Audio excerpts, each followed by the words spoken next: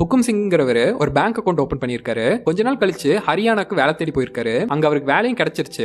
So அவரோட சேலரியில கொஞ்சம் பணத்தை அவரோட அக்கௌண்ட்ல சேவிங்ஸ்க்கு போட்டு வச்சுட்டு வந்திருக்காரு. ஒரு வருஷம் கழிச்சு ஹுக்கும் சிங் ஒரு லேண்ட் வாங்கலாம்னு முடிவு பண்ணிருக்காரு. சோ பேங்க்ல 1 இயரா 1,40,000 சேவிங் பண்ண அமௌண்ட்டை வித்ட்ரா பண்ண பேங்க்குக்கு போயிருக்காரு. பட் பேங்க்குக்கு போய் பார்த்தா அவரோட அக்கௌண்ட்ல 35,400 ரூபாய் தான் இருந்திருக்கு. என்னடான்னு பார்த்தா ஹுக்கும் சிங்கோட ஊரு ரூரை வில்லேஜ். அதே SBI பிரான்ச்ல ரூரை வில்லேஜுக்கு பக்கத்துல இருக்கிற ரோனி வில்லேஜ் சேர்ந்த ஹுக்கும் சிங்னு ஒருத்தர் அக்கௌண்ட் ஓபன் பண்ணியிருந்திருக்காரு.